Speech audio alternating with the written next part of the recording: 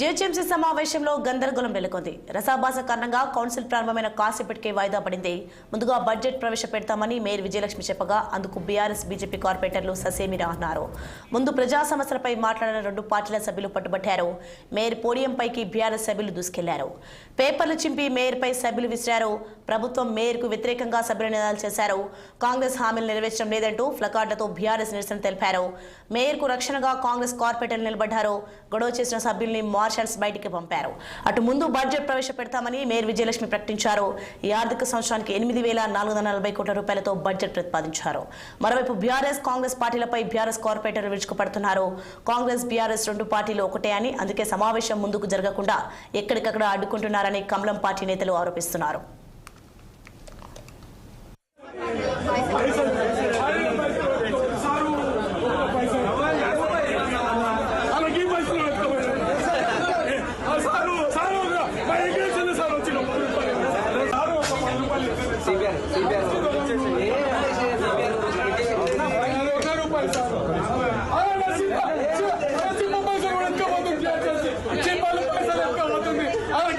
అడుగులో పైసలు చేర్చడం లెక్క అవుతుంది.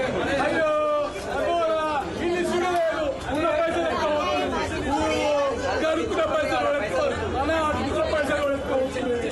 అయ్యో మాకు వచ్చిన పైసలు అన్నో వచ్చిన పైసలు లెక్క అవుతుంది. అయ్యో సారు పైసలు అలాగే పైసలు లెక్క సారు సారు సార్ వచ్చిన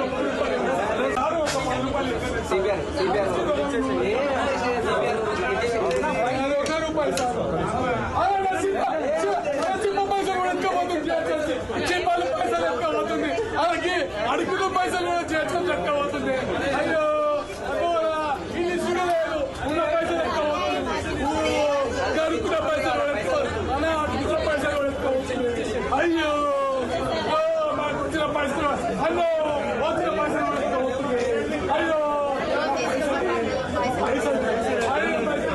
సారు పైసలు అలాగే పైసలు లెక్క సారు సారు సార్ వచ్చిన సారు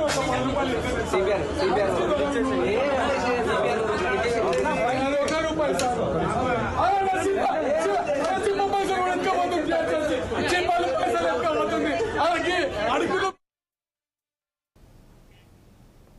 పర్యాటక పరంగా ఆంధ్ర రాష్ట్రాన్ని